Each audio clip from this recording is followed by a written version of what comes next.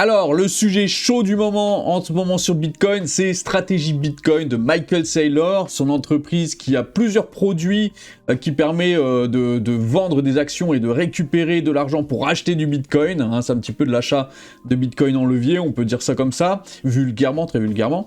Eh bien, en ce moment, ça se passe pas très bien et on va voir, il y a un de ces produits, le STRC, et bah c'est pas top. Et on a un post de Bull Theory qui en parle très très bien, donc rien de frais pour aujourd'hui, mais un petit peu de compréhension. Alors quand il dit la stratégie, c'est la société. Hein. La stratégie, c'est le nom de la société de Michael Saylor, c'est Strategy Bitcoin, et ça a été traduit la stratégie. Donc la stratégie de Michael Saylor pourrait entrer dans une boucle de retour dangereuse. STRC a été conçu pour s'échanger près de 100$. Alors spoiler alert, c'est à 74 là tout de suite. Au-dessus de ce niveau, Strategy continue d'acheter du Bitcoin.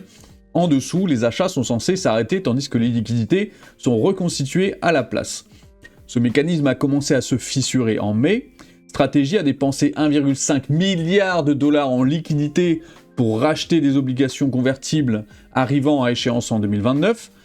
Ces liquidités étaient le coussin sur lequel les investisseurs comptaient pour couvrir les paiements de dividendes de STRC. Et oui, parce que quand on achète du STRC, on attend un dividende que Strategy nous rembourse. Une fois qu'elles ont disparu, la confiance en STRC a commencé à s'effriter. Les chiffres montrent à quelle vitesse cela s'est aggravé. La facture annuelle de dividendes STRC a bondi d'environ 300 millions de dollars en janvier, à environ 1,2 million de dollars maintenant. 1,2 milliard maintenant. Donc c'est 3 x 4, 12, 4 fois plus. Les réserves de liquidité de Stratégie ont chuté de 38% depuis le début de 2026. C'est beaucoup.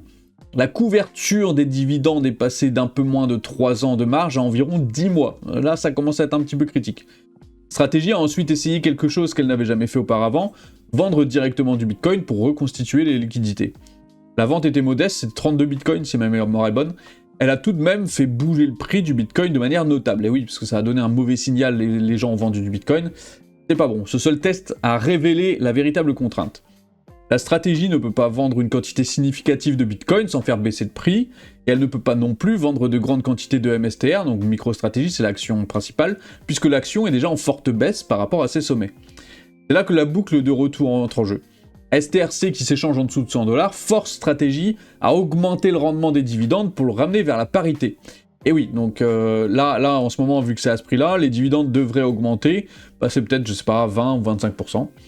Un rendement plus élevé signifie une facture annuelle de liquidité plus importante. Cette facture plus lourde oblige à vendre plus de MSTR ou de Bitcoin pour la couvrir. Cette vente fait baisser les deux, ce qui éloigne encore plus STRC de son ancrage, relançant le cycle. Un détail rend cela plus risqué qu'il n'y paraît en surface.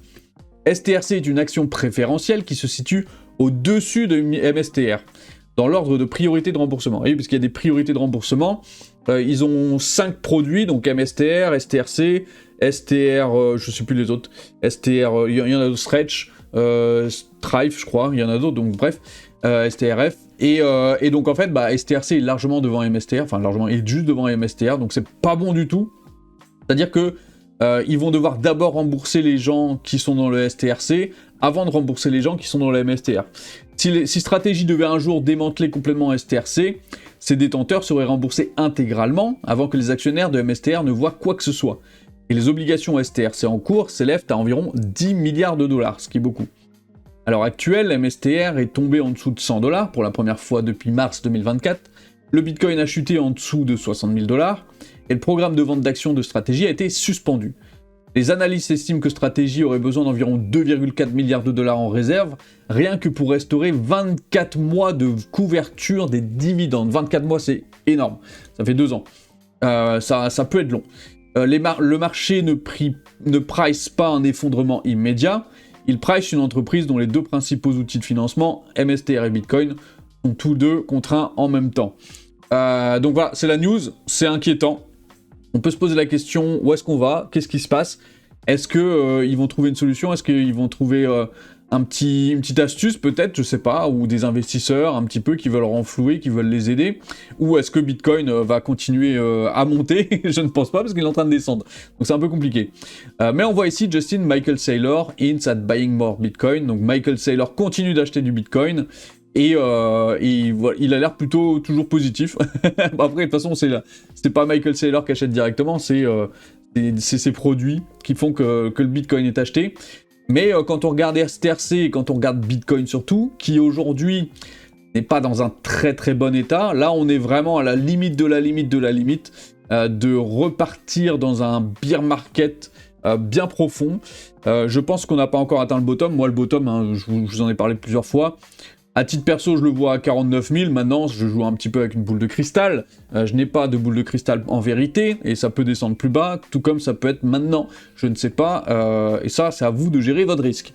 Mais en tout cas, un plus bas à 49 000 selon, même 45 000, selon les modèles théoriques prédictifs de Willy Woo, ça me paraît plutôt cohérent. À voir si c'est ce qu'on va avoir. En attendant, ça peut toujours baisser. STRC n'est pas dans un bon état. Et MSTR non plus, donc on va voir si justement Michael Saylor va continuer dans sa lancée, va réussir son pari, ou est-ce que une grosse chute du Bitcoin, là dans les cours qui arrivent, serait catastrophique pour le cours. Donc voilà, je vous tiendrai au jus, abonnez-vous, c'est très important, c'est même plus important que tout le reste, évidemment, et puis je vous tiendrai au jus, donc ouais, abonnez-vous, on va monter une équipe et tous ensemble on va s'en sortir, allez bye.